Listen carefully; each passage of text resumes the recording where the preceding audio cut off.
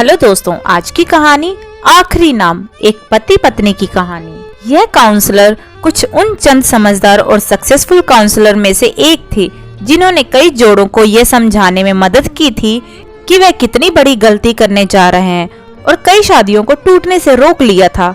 इस मीटिंग में आने वाले सभी कपल्स के दिमाग में यही चल रहा था कि उनके घर के बड़े बुजुर्ग जिस बात को नहीं रोक पा रहे थे, उसे रोकने के लिए ये काउंसलर क्या ही कर लेंगी।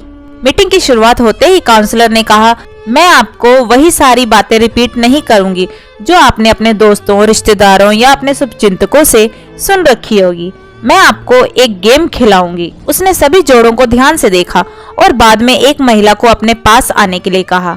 जब वो महिला उसके पास आई तो उसे एक चौक देकर पास वाले ब्लैक बोर्ड पर अपने सबसे करीब 25 लोगों के नाम लिखने के लिए कहा। महिला ने सबसे पहले अपने बेटे का, फिर माँ बाप का, बाद में रिश्तेदारों, दोस्तों और सहकर्मियों के नाम को लिखने के बाद 25वां नाम अपने पति का लिखा। अपना नाम जब सबके बाद लिखा तो उस महिला के पति खुद भी वहाँ पर हाजिर था। उसे ये देखकर बहुत बुरा लगा। मन ही मन सोचने लगा कि अच्छा हुआ मैं इससे तलाक देने जा रहा हूँ, मेरा फैसला गलत नहीं है। काउंसलर ने महिला से कहा, अब आप उन 10 लोगों के नाम हटा दीजिए जिन्होंने आपको आपके जीवन में सबसे कम साथ दिया हो या कम साथ दे सकते हैं। महिला ने कुछ सेकंड सोचने के बाद अपने सहकर्मी और कुछ दोस्तों के नाम हटा दिए। इस गेम को न केवल वो महिला खेल रही थी, बल्कि इस मीटिंग में आए हर वह पति पत्नी भी मन ही मन खेल रहे थे, क्योंकि वह भी उसी परिस्थिति में थे जिस परिस्थिति में वह महिला थी। काउंसलर ने फिर से एक बार उस महिला को 10 और नाम मिटाने के लिए कहा। इस बार महिला काफी सोच में पड़ गई। 3-4 मिटाने के बाद उसने अपने बाकी बचे दोस्त और रिश्तेदारों के नाम हटा दिए।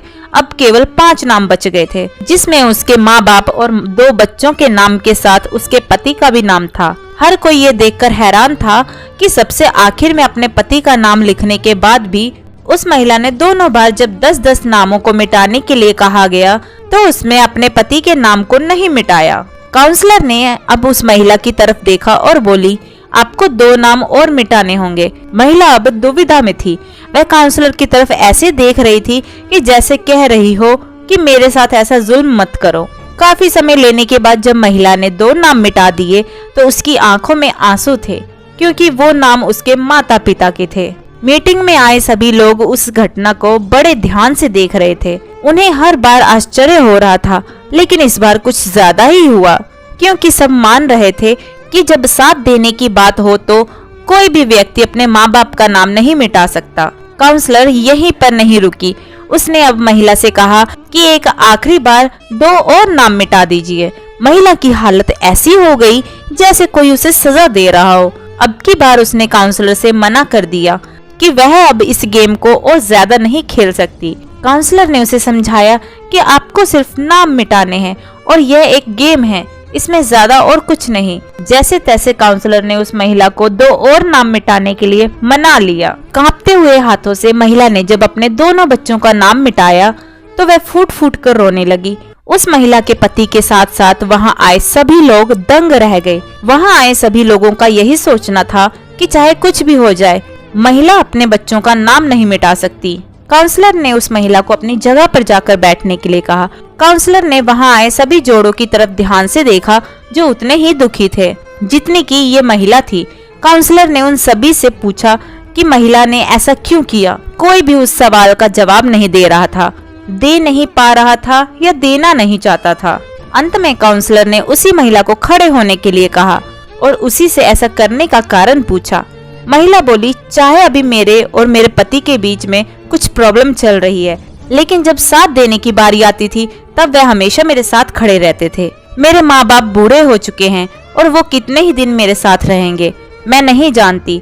मेरे बच्चे बड़े होने के बाद हमेशा मेरे साथ रहेंगे इसकी भी कोई गारंटी नहीं है, लेकिन हमारे बीच इतना कुछ होने के बाद भी मेरे पति ने मुझसे कहा है कि वह अलग होने के बाद भी जब भी मुझे जरूरत होगी तब वह मेरा साथ देंगे। महिला बोली, पता नहीं हम क्यों तलाक तक पहुंच गए। आज उस गेम को खेलते हुए मुझे रियलाइज हुआ कि हम दोनों के बीच ऐसी कोई बड़ी समस्या हुई ही नहीं। वह तो बस हम दोनों गुस्से में थे और कोई भी झुकना नहीं चाहता था, इसलिए मैंने सबका नाम मिटा दिया, लेकिन अपने पति का नाम नहीं मिटाया। महिला की बातें सुनकर उसका पति भी खड़ा हो गया और अपनी पत्नी को गले से लगा लिया। बोला, मुझे माफ कर दो, मैं भी तुम्हें कभी तलाक देना नहीं चाहता था।